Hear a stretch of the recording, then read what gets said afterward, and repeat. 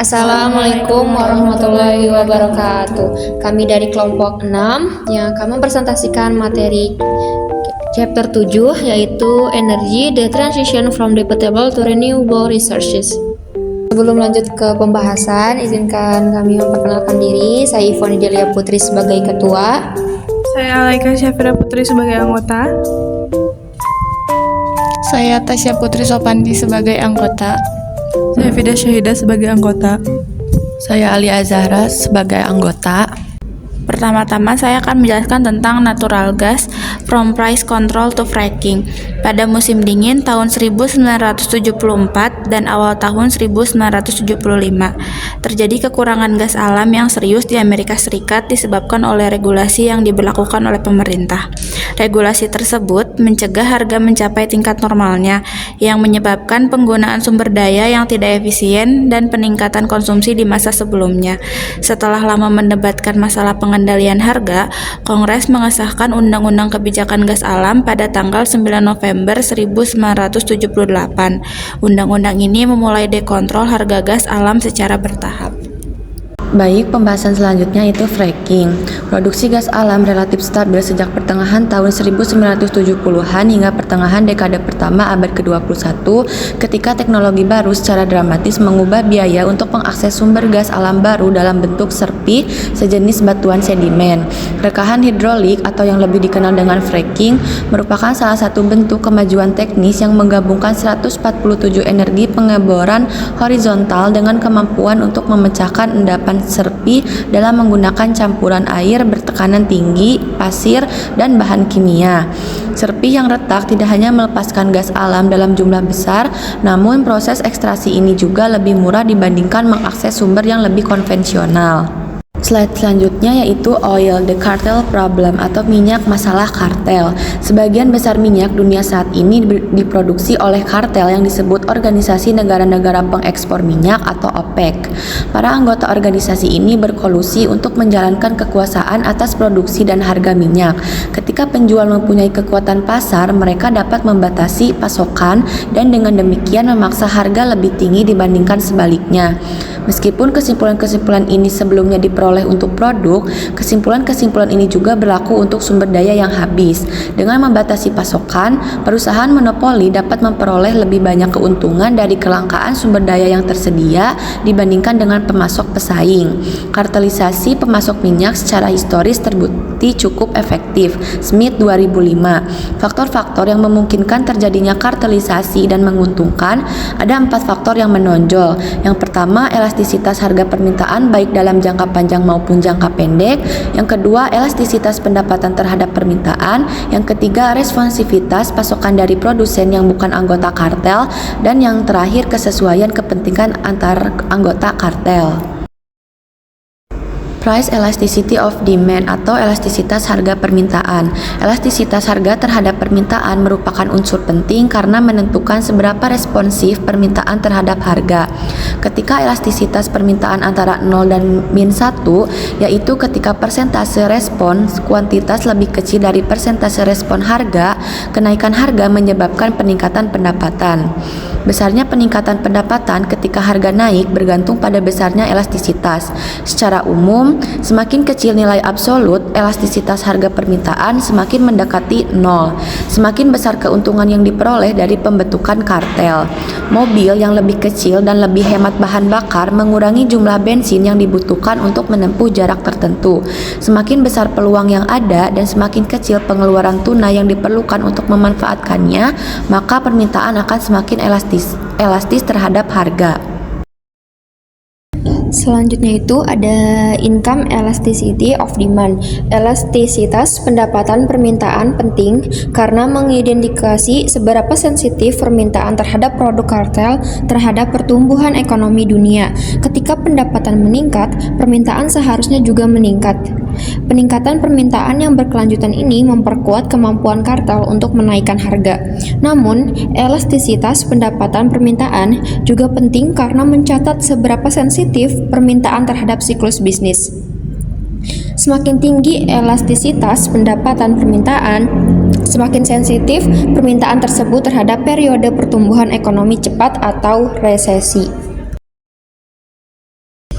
Terus selanjutnya ada non-member suppliers. Faktor kunci dalam kemampuan negara-negara produsen sumber daya alam untuk menggunakan kekuasaan atas pasar, yaitu kemampuan mereka untuk mencegah pemasok baru yang bukan anggota kartel memasuki pasar dan menurunkan harga.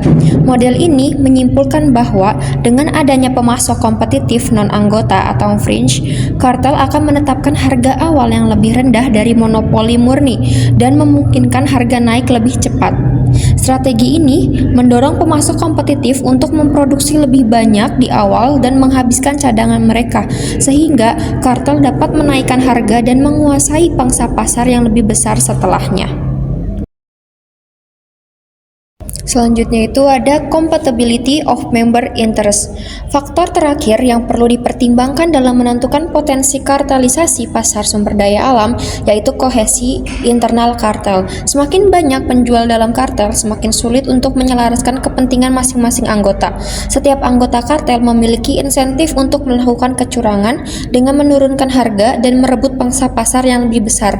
Ini karena elastisitas harga permintaan yang dihadapi oleh satu anggota jauh lebih tinggi daripada elastisitas harga untuk keseluruhan kelompok. Selain kecurangan, stabilitas kartel juga terancam oleh ketidaksepakatan anggota dalam menentukan harga dan output. Fossil Fuels National Security Consideration.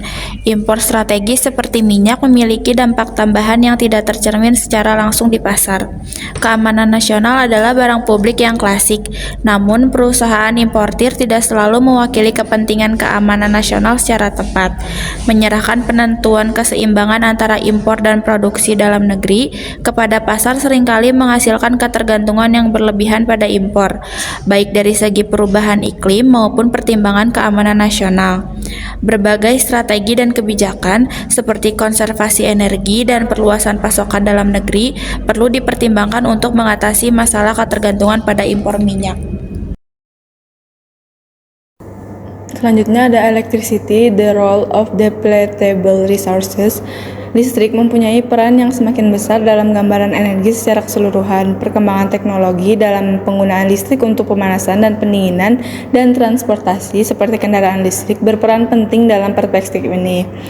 Meskipun negara-negara industri saat ini bergantung pada sumber-sumber minyak, batu bara, dan gas konvensional untuk sebagian besar energi kita dalam jangka panjang, baik dari segi perubahan iklim maupun masalah keamanan nasional.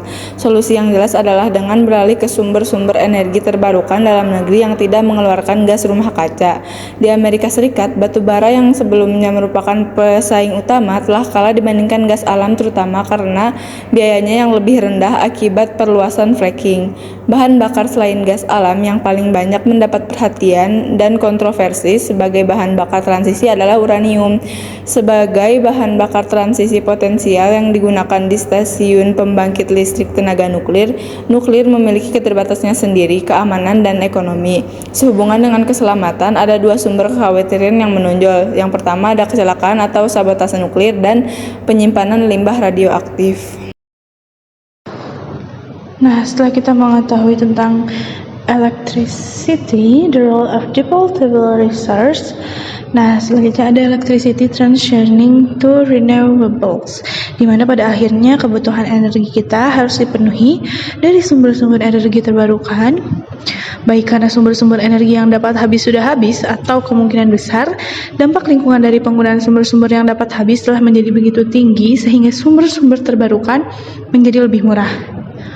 Banyak dari sumber energi terbarukan ini seperti pembangkit listrik tenaga air, angin, fotovoltaik, dan tenaga pasang surut laut digunakan untuk menghasilkan listrik, di mana sumber-sumber ini tidak hanya memungkinkan pembangkitan listrik menjadi lebih berkelanjutan, namun juga mengurangi gantungan negara terhadap bahan bakar fosil.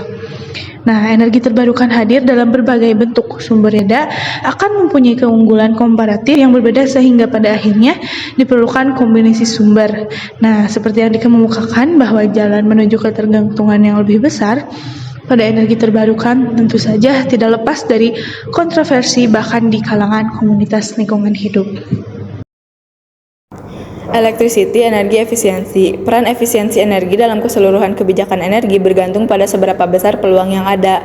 Adanya peluang-peluang ini dapat dipandang sebagai suatu kondisi yang perlu, namun tidak cukup. Bagi intervensi pemerintah tergantung pada tingkat harga energi dan tingkat diskonto. Keuntungan ekonomi dari investasi ini mungkin terlalu rendah untuk dijadikan alasan untuk melakukan intervensi. Dalam hal ini, biaya intervensi kebijakan akan melebihi keuntungan yang dihasilkan.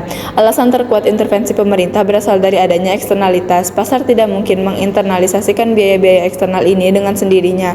Keamanan alam dan eksternalitas perubahan iklim, serta manfaat tambahan eksternal lainnya seperti dampak polusi terhadap kesehatan masyarakat, tentu saja menyiratkan bahwa pasar meremehkan investasi dalam efisiensi energi. Namun, analisis yang diberikan oleh penelitian ekonomi di bidang ini memperjelas bahwa intervensi kebijakan tidak hanya mencakup eksternalitas. Internalisasi eksternalitas merupakan respon kebijakan yang sangat penting namun belum lengkap. Nah, selanjutnya ada electricity, target, distribute, energy di akhir. Nah, di mana salah satu karakteristik sumber energi terdistribusi seperti tenaga surya, angin, atau bahkan efisiensi energi adalah lokasinya dekat dengan pengguna. Bandingkan dengan pembangkit listrik besar yang berlokasi di pusat kota. Dengan lokasinya yang dekat dengan pengguna, sumber energi yang didistribusikan dapat menurunkan jarak dan juga biaya pengangkutan listrik dari sumber ke pengguna. Peluang baru lainnya untuk sumber energi yang terdistribusi adalah untuk memasok daerah terpencil yang sebelumnya tidak pernah memiliki akses jaringan listrik. Sekian presentasi dari kelompok kami, kurang lebihnya mohon maaf. Terima kasih. Wassalamualaikum warahmatullahi wabarakatuh.